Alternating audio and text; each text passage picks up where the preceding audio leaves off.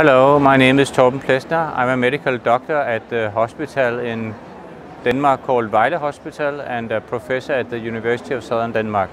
I'm here at the ASH meeting to report on the safety and efficacy of Daratumumab with Lenalidomide and Dexamethasone in relapsed or relapsed refractory multiple myeloma.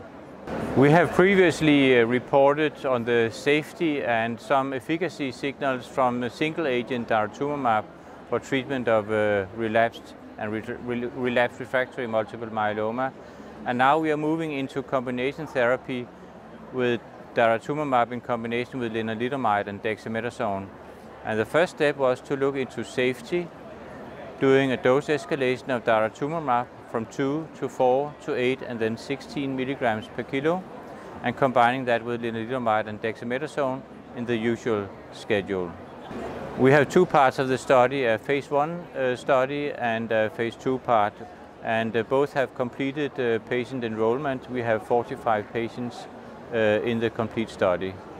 We have seen no maximal tolerated dose, so the expansion cohort has been treated on the maximum dose of 16 milligrams per kilo with very few safety signals.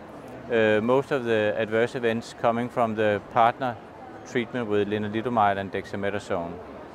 The key problem we have encountered on the way is some infusion-related reactions that are manageable by pre-medications.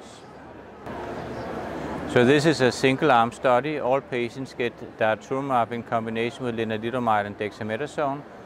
Lenalidomide and Dexamethasone are given according to label with 3 weeks on Lenalidomide and 1 week off, and weekly Dexamethasone in the usual dosing. Daratumumab is given initially by weekly infusion for 8 times, subsequently by bi-weekly infusions for 8 times, and after that monthly infusions for up to 2 years.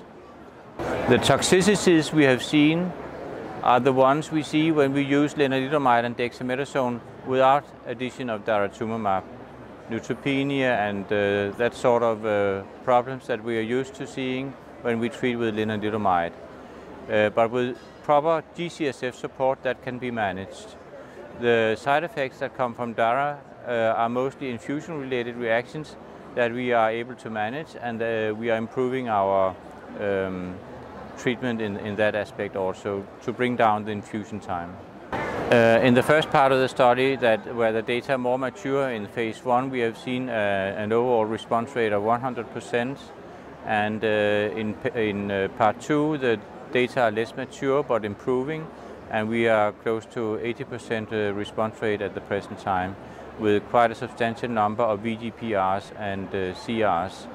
We have seen a very interesting problem emerging that we are able to solve now. That is the fact that Daratumumab as well as other monoclonal antibodies appear as a minor M component in the serum electrophoresis, and that makes it difficult in some instances to claim CR. So we have quite a substantial number of VGPRs as of now, but we will work on that, and we expect that we will bring the VGPRs down and transform them to CRs when this technical problem has been solved. With the excellent results we have seen now from the phase 1 and 2 trial, we are moving into phase 3 trials, first in the relapsed and refractory setting, where patients are already now recruited at a very high speed. The design here is again Lenalidomide and Dexamethasone in the usual way, combined with Daratumumab in a randomized fashion in phase 3 setting. Early next year we expect to move into frontline treatment with the same strategy.